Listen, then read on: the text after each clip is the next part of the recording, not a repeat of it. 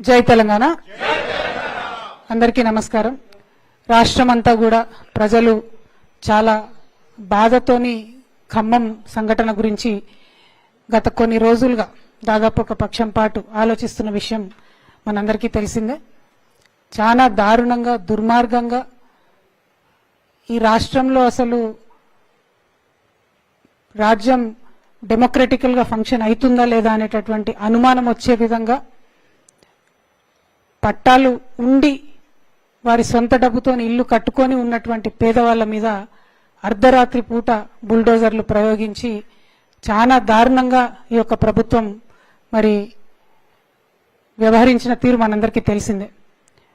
ఆ తర్వాత అక్కడ ఎవరు సరైన వాళ్ళు లేనే లేరు.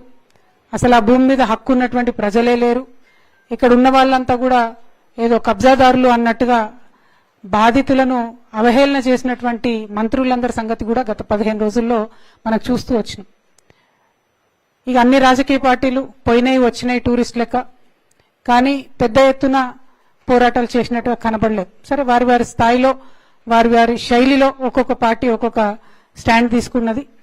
కానీ మరి ఈ ప్రభుత్వాన్ని ఇట్లా కర్కశంగా అన్ని అర్హతలు ఉన్నటువంటి పేదవాళ్ళు ఒక చిన్న గూడు కట్టుకొని ఉంటే ఎటువంటి అడ్డంకి లేకుండా వాళ్ళని కూలగొట్టచ్చు అనే ధైర్యం ఈ ప్రభుత్వానికి మనం ఇద్దామా లేకపోతే దానికి అడ్డుకట్ట వేద్దామా అనేటటువంటి ప్రశ్న వచ్చినప్పుడు ఇది ఒక్క వెలుగుమట్ల విషయం కాదు. పేదల పట్ల ఈ ప్రభుత్వం వ్యవహరిస్తున్నటువంటి తీరు, పేదల పట్ల ఈ ప్రభుత్వానికి ఉన్నటువంటి ఒక వైఖరి అభిప్రాయాన్ని తెలియజేసేటటువంటి అతిపెద్ద సంఘటన. దీన్ని వదిలేద్దామా లేదు ప్రభుత్వానికి గుణపాఠం చెప్దామా అని ఆలోచిస్తున్న